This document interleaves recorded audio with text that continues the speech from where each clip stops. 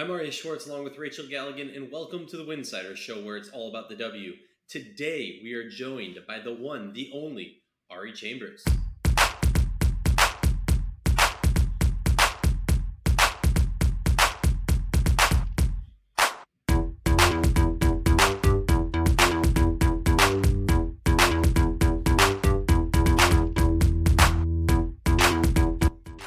If you like our show, please consider joining our Patreon community and read the Wubble Weekly with Owen Pence. For less than a cup of coffee a month, you can directly show support for the hard work we do covering the W.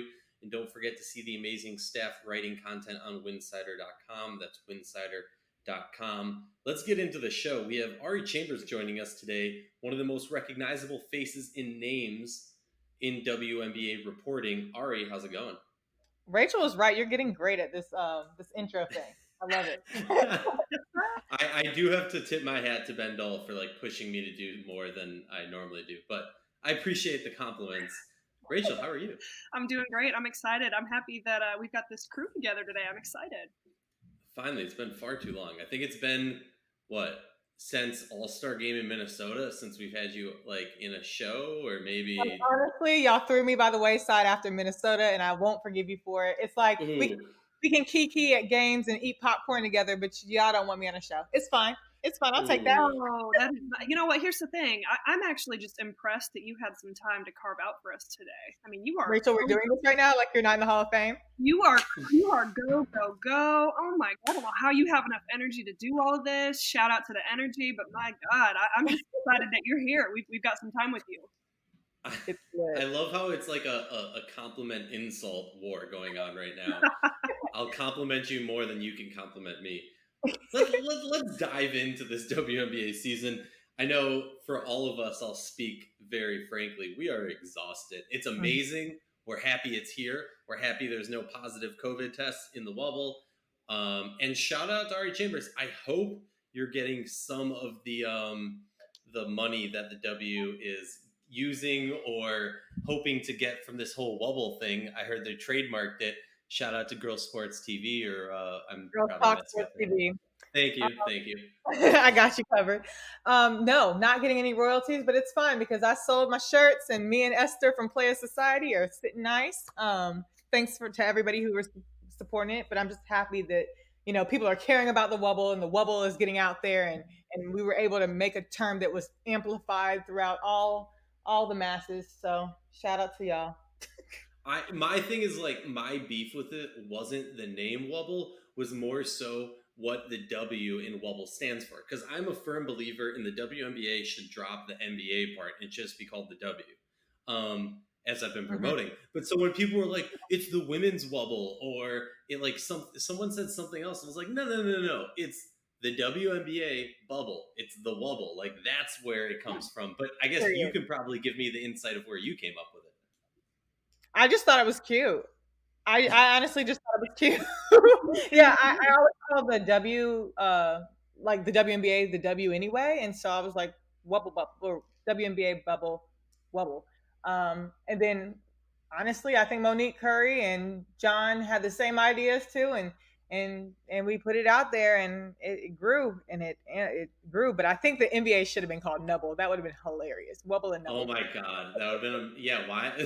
I don't think Disney would have to come out with a movie with a character named Nubble, and then Nubble. They would LeBron James, because why not? Totally. Well, let's hop into this one, and let's do this. I want to talk about what has surprised us so far this season. I mean, there's been a lot of surprises, a lot of players kind of taking full advantage of added minutes, a lot of players taking full advantage of the amplified attention on the league. Ari, let's start with you. What has surprised you so far this season? The player that's really pleasantly surprised me so much is Betnijah Laney. I've heard talk from her since the training camp, since the 2-week training camp, and I was wondering how that was going to translate into regular season, and she has not let me down since. Her debut game, I think she got 19 points, which is a career high. She's been effective on both sides of the court. Coach Nikki Collin was saying she wanted her for defense, but then was just pleasantly surprised when she was an offensive threat. So shout out to her. It's all a testament of finding your right fit And I think that she's found that in Atlanta. Well, they need her to find it, and so she's placed in that position now.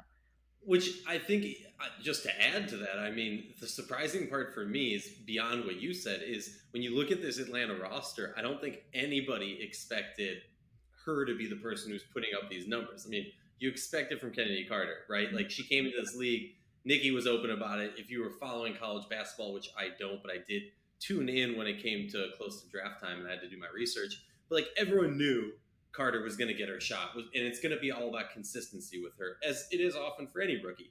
But the fact that, like, you add on Shakina Strickland, who's just a lights out shooter, you add on Courtney Williams, Alexis Jones, players like that who are more notable for their scoring, and yet we're sitting here halfway through the season and we're talking about Lainey and how she's been just scoring lights out. I mean, yeah, everything. I did not expect you to say her, but I'm proud and happy that you did. I mean, that's who I've been paying attention to since training camp, because she's been doing it since training camp, and then it's been rumblings about it, and people have seen her just blossom into this role for Atlanta that we just love to see. For me, it's been Stewie. The fact that she came back so powerful, so strong, and honestly, I know we've heard this a few times, but I'm going to be like the 1 billionth person to say it. The way that she has approached this and the way that she's playing almost looks better than I've seen her before, which is ridiculous to say. I mean, it's insane to say, but it's true. But are we surprised at Stewie's work ethic? She's literally always been one of those that just works hard. She's a 4-time champion in college and a WNBA champion for a reason. You know, it's not like it came out of nowhere. I think that Stewie is the type of person that just expects excellence out of herself, and she's worked to get there. Yeah, and I appreciate that. I respect that, and also I think she's kind of like a light. Although I have to throw some shade. No WNBA player should have to spend $30K of their own money to get the rehab that they need properly. That just pisses me off. Yeah. Rachel, you've been a little bit silent. What's surprised you so far this season? It's a lot. I'm sitting here kind of racking my brain as to what is the most surprising. Stewart, like, she is, but she isn't, because to me she's like a unicorn. You know, she's just so dominant. She's so good. I'm so happy to see her really not skip a beat at all. For me, I think it's Angel McCoughtry. And I'll be the first one to say I did not expect this, and that's not a knock on Angel. I think it was just not the anticipation, but you know, when you're coming back from a knee injury, you just never know what's going to happen, especially at this point of your career. And then, you know, you've got to switch. And honestly, I love the fit with Las Vegas. I wasn't sure how that was going to look with so many kind of changes just on this Vegas roster without Plum and Liz Cambage. But honestly, Angel has been phenomenal. I mean, she's just played so confidently. She's been such a leader for this Vegas team. I mean, if you had to pick, I mean, yeah, A'ja Wilson has been incredibly dominant. She's doing what A'ja Wilson has done, definitely making an argument for MVP herself. But, you know, Angel McCoughtry is right there in terms of just what she's bringing night in and night out to this team. And I'm really impressed with it. She really is. And I'm embarrassed that I slept on her return. Like, you know how you know somebody's good? Me too. But you don't realize it until, like, they come back and they're like, oh, what break? Right. Yep. I'm not even gonna lie, and I deserve all the shade for this. When they signed her, I was that person who was like, whatever, doesn't make them more of a contender, less of a contender, didn't really move the needle. This team looks better than they did last year in many ways, and I think it's maybe, like, no shade at Liz, but just like having the simplicity of, you know, not role players, but players fitting into more simple roles and having to do a little bit less and do things that are out of their comfort zone. But Angel's come in there and just has plugged in right away, and she looks like the Angel of old. I mean, she reminds you of when she was carrying the Atlanta Dream to multiple WNBA finals. And hopefully, I mean, I'm not going to say I'm biased here, but hopefully they can close it out and she can finally get that ring. Well, let me just add a point real quick. I think that, you know, it's important to note just how important, like, a change of scenery could be, you know, or like a change of roster. It's like, you know, we've seen that a lot this year, you know, with Lainey, with Angel McCoughtry. Shout out to Bria Hartley, who is like balling. Oh my God, yeah. You know, and she's been really, really good and really consistent, probably the most consistent on that Phoenix Mercury team. I mean, And so it's like, it really does show you that not only is this just a season of opportunity from maybe some players where, they're getting more time, they're getting more minutes, they're getting an opportunity to shine. And we're seeing a lot of really talented, women just seizing that and blowing us away. But it's also showing us that, like, that change of roster, that change of team and dynamic and system has really elevated some play as well. It's been really fun to see. Rachel, I just want to point out that you were about to say these young women, and then you remembered that you're in your Simone Augustus year and you didn't want to age yourself. So now I'm throwing that out there. Here's the thing. I have to go from like recruiting mode to then WNBA mode. So like all day I'm either talking about like high school age talent, and then I have to go to talking about WNBA, and sometimes it's hard for my brain. I can't handle it. I'm not the smartest, Aryeh, okay? But you are, Rachel. Let's be honest. Don't be. I'm gonna gas Rachel. That's what my thing is. But I do want to gas Bria though, because that fit in Phoenix is crazy. Like the first player to have multiple 24-4 games off the bench in one season, and like she's just getting milestone after milestone. And when you take her out of an environment like New York and put her in Phoenix when she has like the help and then the players to surround her to make her better, I just think that it's just interesting to see. Along with what Rachel was saying, like how a new environment can really shift a player's game.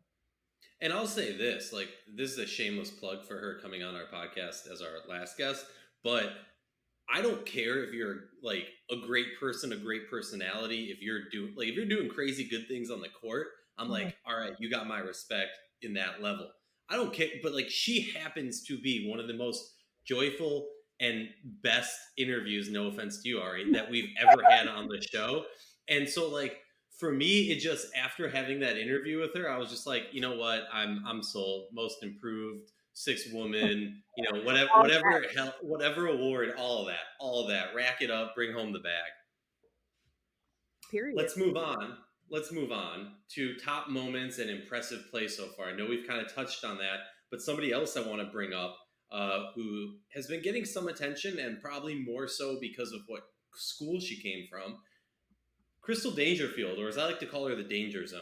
She is one of those players that we talked about this season being a season of opportunity for a lot of players. Like, she's one of those players who might not even be on a roster in a normal WNBA season because of the COVID opt-outs, because of the Black Lives Matter opt-outs, because of Odyssey Sims having a baby opt out, but now opt back in. She's a player who might not have even seen the court this season, and she's out there playing for what, in my opinion, is a all-star level caliber season so far. Ari, what are your thoughts on Danger?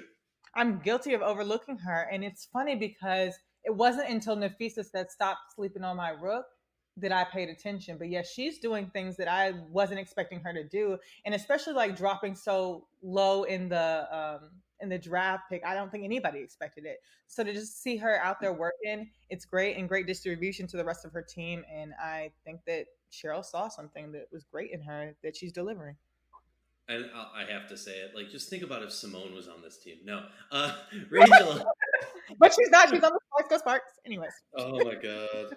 It kills the child inside me every time I see that. Rachel, talk to me about who's been playing impressive, who has kind of opened your eyes to their game. I really got to make a comment about Dangerfield. I mean, and I think I've said it a couple of times, but she was playing like peak basketball before the season was cut short at Connecticut.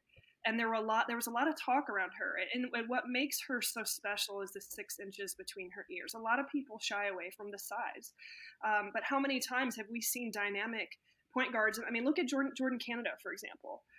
Both players have that competitive, no fear mentality that, in my opinion, is so difficult to find, when you're dealing with a point guard and experience, and being able to come into the league and make an impact right away the way she has is really impressive. I felt like she dropped a little too low in the draft.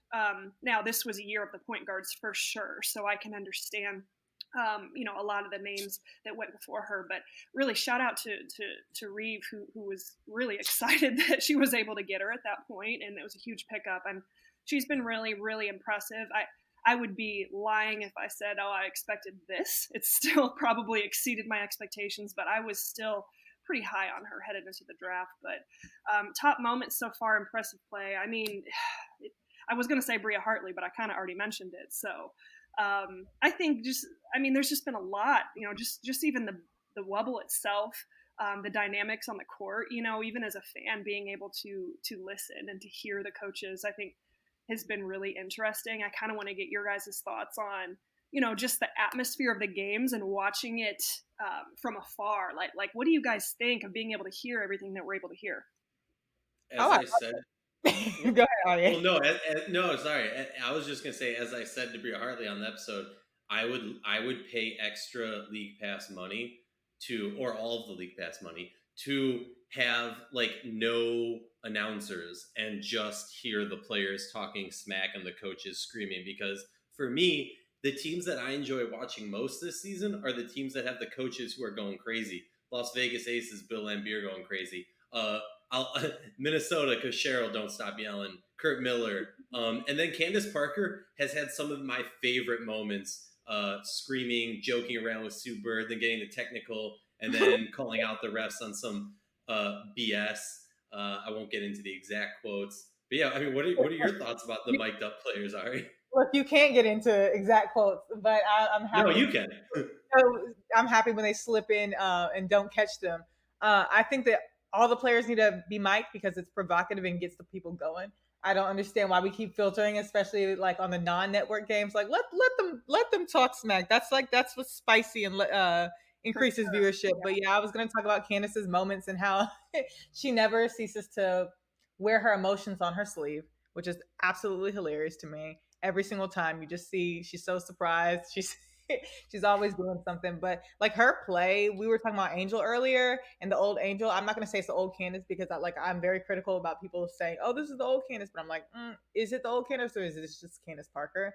But she's just healthy Candace. Healthy Candace. She's in a better mind space. She's better like with her body. She's lost the weight that she had gained from last year. Like there are so many factors as to why she's playing so well. Which to me, she's a candidate for MVP and Defensive Player of the Year. Oh, I'm with you on that. Two players I want to touch on, and I'm going to kind of pass this off to y'all. But first of all, Aisha Hinds-Allen, who I remember looking at her 2 seasons ago and being like, she is just freaking built like a linebacker. Like, do not get in her. Like, people talk about Alyssa Thomas and how you don't want to get in her way. Do not get in Aisha Hinds-Allen way. She will run you over, make the shot, and then do an enjoyable little celly on the way back. Somebody hop in here about MHA. I mean, I've watched her all through college, and this is exactly what's expected. I know that NCAA isn't y'all's favorite thing to do, but I cover the ACC, and so this is exactly what I expect to do. What did you say? That is not true. That's Aryeh who does not. Yeah, that's me. Aryeh said, "Forget that. W all day." No, but but the rise of Louisville in general, I know we're kind of changing the subject, but I'll reel it back in. But like you have Kylie Shook, you have Jasmine Jones, you have Aisha, you have Angel. That's saying a lot. Yes, that's saying a lot. Yes, and I mean, they're on level with like UConn, Notre Dame, like name another school that, right? Yeah, I really do think it's a testament to the program that Jeff Walz has built at Louisville and kind of the system there. I mean, it's a culture of winning. It's a culture of toughness. They're competing.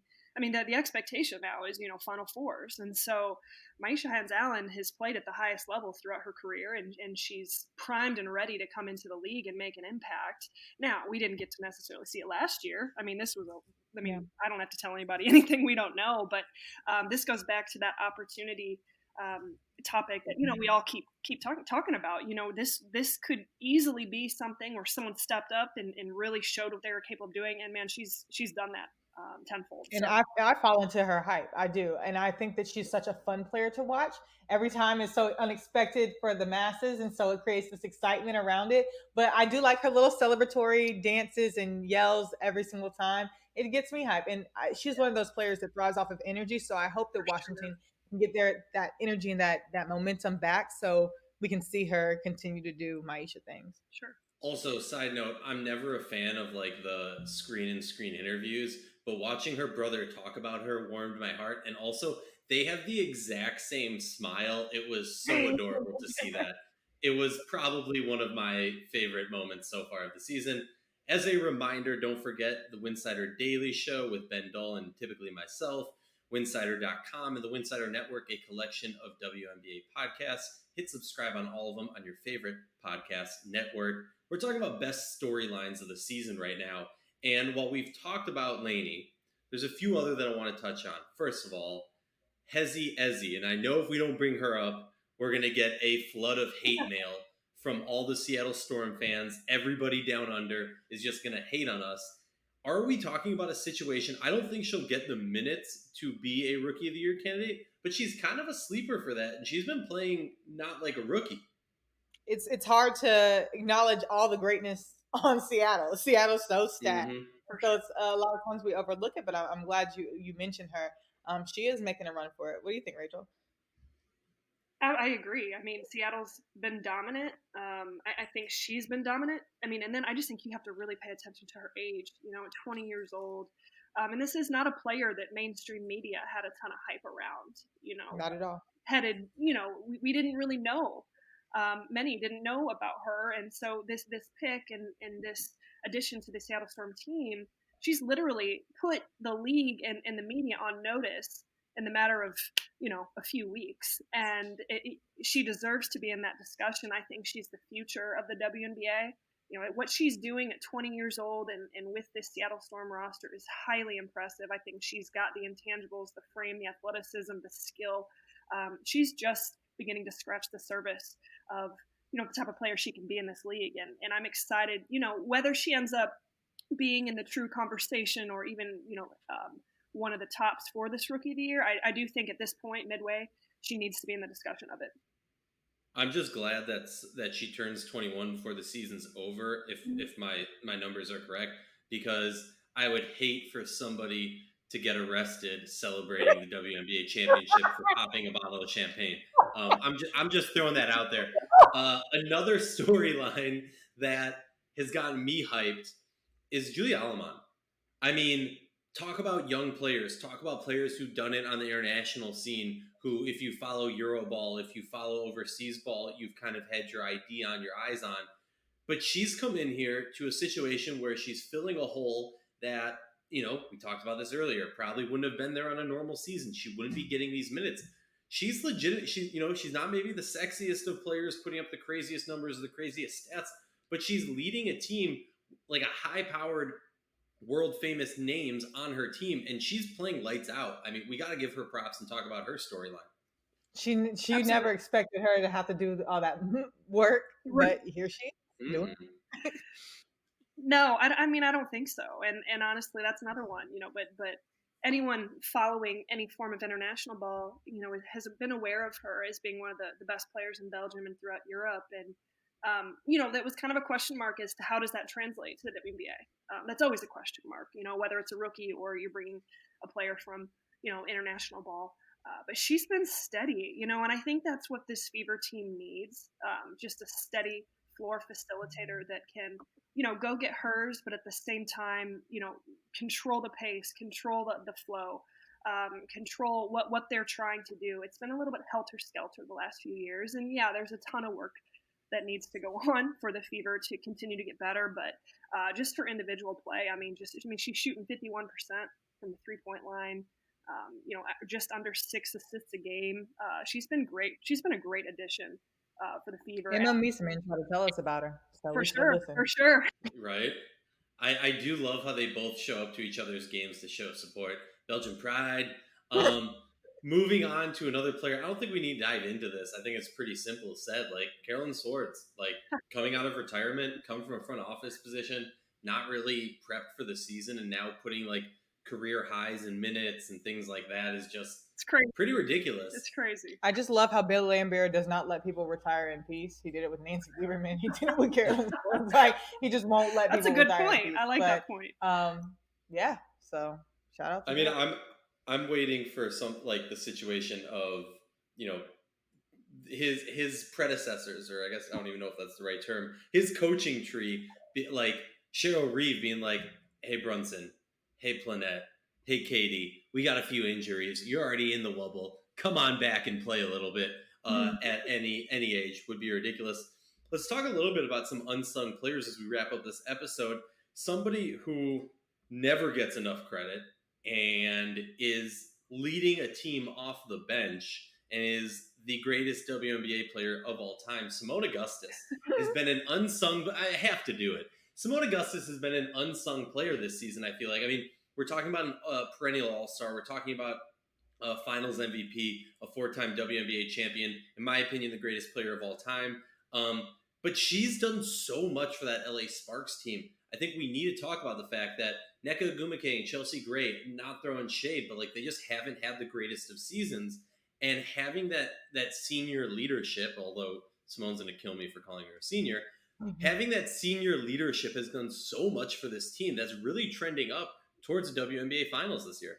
I think that Simone has the perfect balance of youth inside of her, on and off the court, and she's so instrumental to shaping the future of the Sparks. And they have like a very balanced team. She's shooting 60% on three, and the numbers are crazy. And I want to say it's just her just genuinely playing her game, but I feel like because of the chip on her shoulder, she's gonna go out and ball out. And it's just been a reward to watch her and mix that with Raquana's sharp shooting lately. Like, that's crazy. I mean, not even lately. That's just what Raquana does. We just don't talk about it. But so Simone is proven to be a great fit for LA, and one of the main reasons why they're top 3 right now. Yeah, and another player that I really want to touch on, Ariel Atkins. I mean, she does everything, and with this Mystics team, with the all-star lineup they had these past few years, she really hasn't gotten enough attention. But Ariel Atkins is she is doing everything for this team. She can literally play 1 through 5. She's a little bit small for the 5.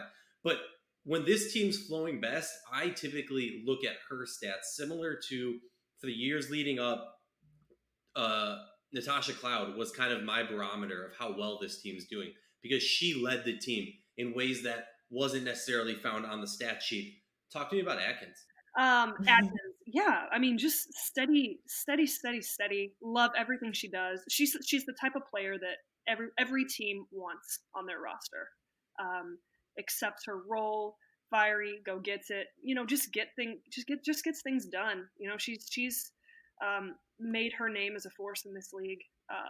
If I was a coach, I mean, that's one of the first players I'm going after in terms of just someone that you build your roster around.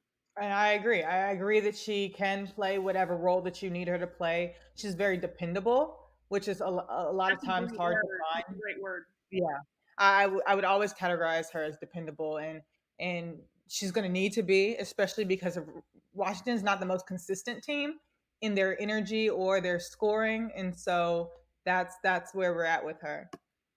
Yeah, hey, I agree. And as we say, for less than a cup of coffee a month, you can directly show support for the hard work we do. Check us out on Patreon, patreon.com/Winsidr, and we'll see you guys next week.